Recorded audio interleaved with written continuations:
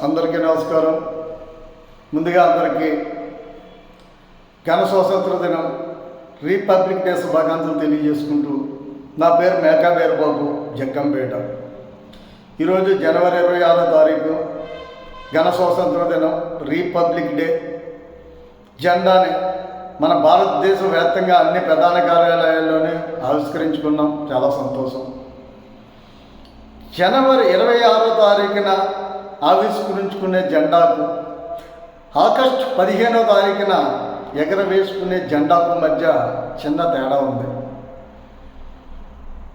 నాడు 1947వ సంవత్సరంలో అప్పటి వరకు మన పరిపాలించిన బ్రిటిష్ వారు మన భారతదేశం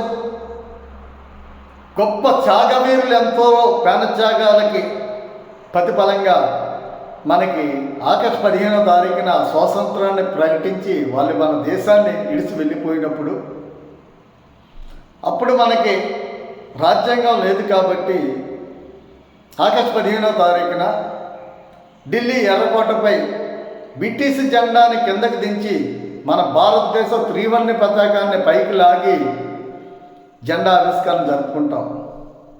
తర్వాత 1950 సంవత్సరం జనవరి 26వ తారీఖున మన పెద్దలు బాబాసాహెబ్ అంబేద్కర్ సారథ్యమున ఒక కమిటీ ఏర్పాటు చేసి అనేక మంది మేధావులు మన భారతదేశానికి రాజ్యాంగాన్ని పొందుపరిచిన తర్వాత జనవరి 26వ తారీఖున రాష్ట్రపతి ద్వారా రాష్ట్రపతి భవనంలో జెండా ఆవిష్కరణని ఒక పూలికి కట్టి అక్కడే ఆవిష్కరణ జరుపుతారు.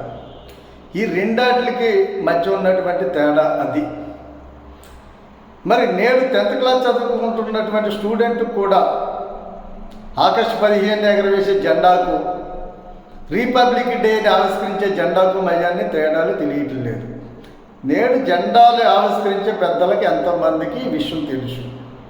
దయచేసి తెలుసుంటే ప్రతి ఒక్కరూ మన భారతదేశ ప్రజలందరికీ, పౌరులందరికీ తెలియచేయాలని వీడియో ద్వారా తెలియజేసుకుంటూ, మరి ఉపాధ్యాయులు కానీ అధికారులు కానీ ఖచ్చితంగా మన జాతీయ గీతంతో పాటు ఈ విషయాన్ని తెలియచేయాలి ప్రజలందరికీ కోరుకుంటూ, మరి అంతేకాకుండా మన పెద్దలు రాజ్యాంగంలో పొందుపరిచిన విధంగా మరి జనవరి 26వ తారీఖు ఆగస్టు 15వ తారీఖుని మూగజీవాల్ని మరి హింసించకూడదని, మద్యాన్ని, మాంసాన్ని మరి సేకరించకూడదని చెప్పేసి రాజ్యాంగంలో పొందుపరిచి ఉన్నారు. నేడు ప్రతి ఊళ్ళోని మద్యం షాపులు తెరిచే ఉన్నాయి. అంతేకాకుండా నేషనల్ హైవేలో కానీ పెద్ద పెద్ద డాబాట్లలో కానీ మాంసాలు కూడా అమ్ముతున్నారు.